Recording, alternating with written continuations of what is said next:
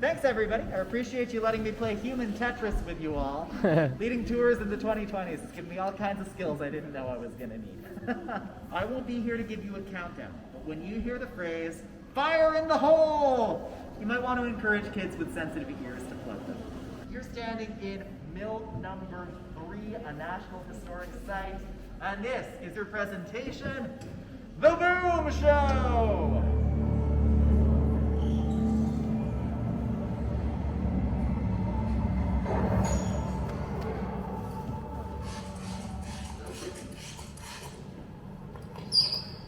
Do you know how many panes of glass there are up there?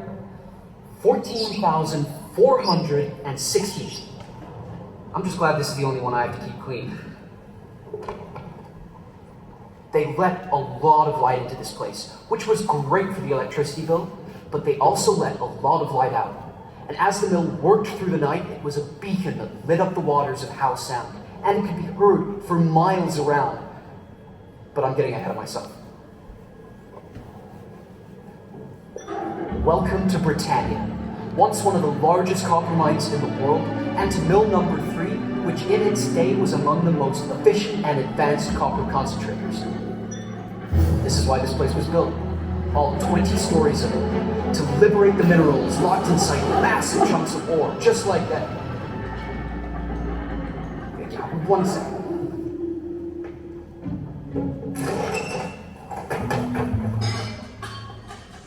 Oh, I'm so sorry you had to see this. We've got a much bigger rock on order.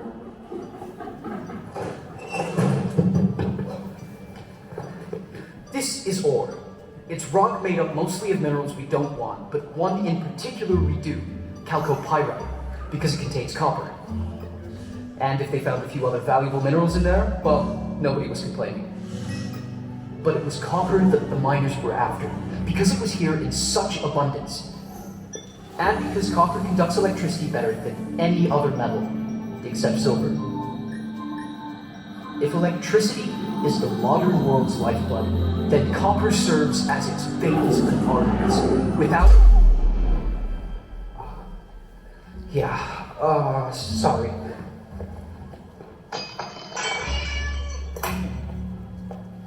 Well, I guess you get the point. In its day, this mill ranked among the best at coaxing those copper minerals out of the rock, and that efficiency was built right into the design of this building. Each step in the concentration process was located one level below the step before, so that gravity was always helping to move the heavy ore along. And it took a lot of ore to get a little copper. But over the years, the engineers at Britannia got better and better at it. By the time the mill closed, they were extracting 97% of all the copper in the ore. In all, Britannia produced 1.3 billion pounds of refined copper. That's the same weight as 43,000 school buses. That's empty school buses.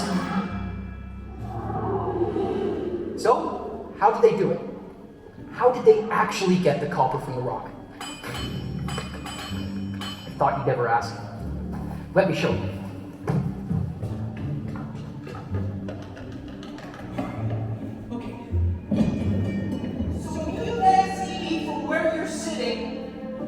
But I'm in the uppermost level of the mill. The milling process began with the arrival of train cars loaded with ore from somewhere within the mine's 240 kilometers of tunnels. Then the train cars emptied their loads into receiving bins below the tracks. The first task was to break up the large chunks of ore in a process known as crushing. Where do they come up with these technical terms? Although it appears empty today, the crushing level was once filled with large machines. The first is called a jaw crusher, which is pretty much how it sounds. It's a set of jaws like a giant nutcracker. It breaks the larger bits of rock down into smaller pieces, about the size of a softball. All the ore was then sent to a second machine called a cone crusher. Like a giant pepper mill, it crunches up the softballs into even smaller pieces, about grape size. And from here, conveyor belts carried the crushed ore to the grinding mills. This is where the rock went into large rotating drums, filled with either steel rods or balls like this one. It's always heavier than I remember. The balls tumbled around inside the drums and smashed the rock into even smaller pieces. From there, we go to secondary grinding. Now mixed with water, the ore was washed into more ball mills. And as you can see, there were a lot of them. On several levels! The ore was then eventually ground down to the consistency of fine sand and water. But now all the different mineral grains in that muddy slurry had to be sorted out. And this is where it gets really interesting. They actually found a way to get rock to float. Well, some of it anyway. In flotation, the ground up rock and water mixture was poured into troughs. Certain aromatic oils were added. Here at Britannia, they like to use pine oil. Then, air was pumped to the bottom of the troughs to create bubbles. As the air bubbles rose through the liquid, the bits of copper mineral clung to them and were drawn to the surface, while the other minerals just sank to the bottom. The copper-rich bubbles remained in a froth at the surface where they could be skimmed off. This bubbling mixture often filled the mill with the scent of pine oil. The fourth stage, dewatering, happened right over there. The froth was piped into large wooden thickening tanks where this time the copper minerals settled to the bottom. This muddy mixture would then be piped into vats where the water was sucked out through canvas filters, leaving a sort of mineral cake behind called copper concentrate. But not the sort of cake you want to put a candle in, because this is how it looked. This is what was sent to the smelters to be refined into pure copper metal. So that's the process. That's how mill number 3 turned rock into copper concentrate. And that's still pretty much how we process minerals today to get the metals that we use in our everyday lives. But you know, this mill was also the pulse of a community. For the townspeople of Britannia Beach, the mechanical thunder coming from this building day and night must have been strangely comforting. Because if they heard those booming sounds, they knew the economy was booming, the mine was producing, and there'd be a paycheck to support their families. Of course, here inside the mill was a very different story. It was sometimes so noisy that the workers could barely hear themselves think. I wish there was some way of showing you just how really loud it was in here. Wait, stay with me. I'm gonna try something here.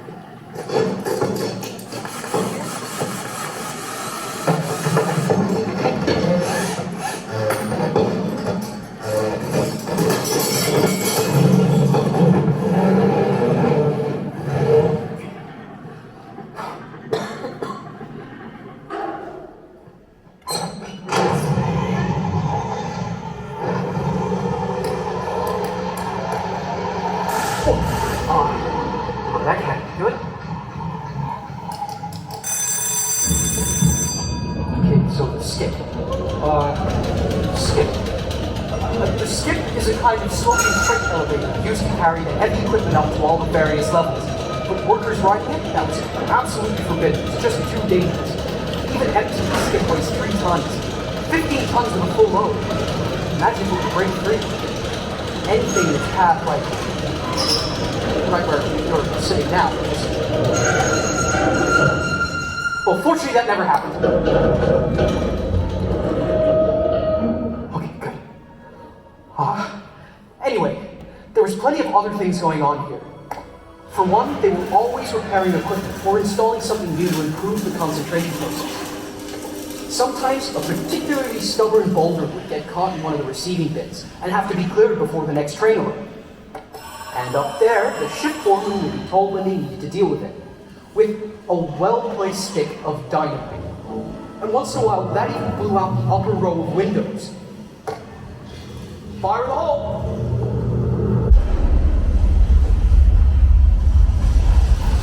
Okay, that's got it. And here comes the ore train.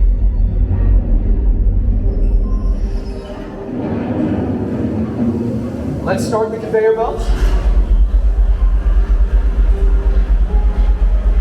And now for the jaw crusher.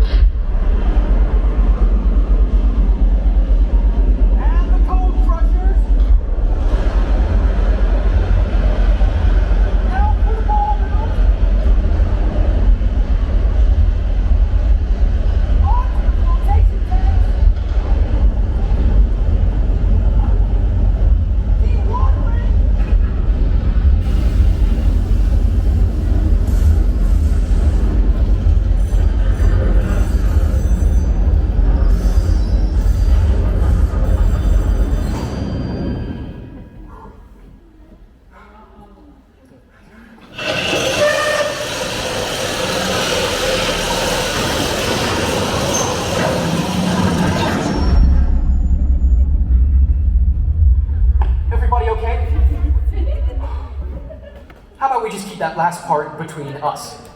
Okay? Okay. So, on November 1st, 1974, they shut down Britannia Mine and mill number 3 fell silent. Gone too was the beacon that had shone each night over Howe Sound. For the community that had always been there to serve the mine, the darkness and silence must have been strangely disquieting. You know what? I'm going to leave you with the words of a longtime Britannia resident who put it much better than I ever could. Can I tell you the first time it really struck me that this place was gone? They decided in '74 to shut it down because it was costing too much to get fuel around and it wasn't profitable. One day I went to Squamish grocery shopping, and when I came back to the mill, the concentrator was dark. And I sat up on the bluff and I couldn't come home because I was crying so hard. It was the saddest thing. I'd never seen a mill building without lights in it. And that's when I knew it was over after being here for so many years. So the people had to move on. But the building itself remains, a testament to all who lived and worked here. And today it's a National Historic Site. So I hope next time you're driving by, you might have a better understanding of what happened inside this amazing old building leaning against the mountainside. But not everything that happened, because some of that stays between us, right? Thanks for coming.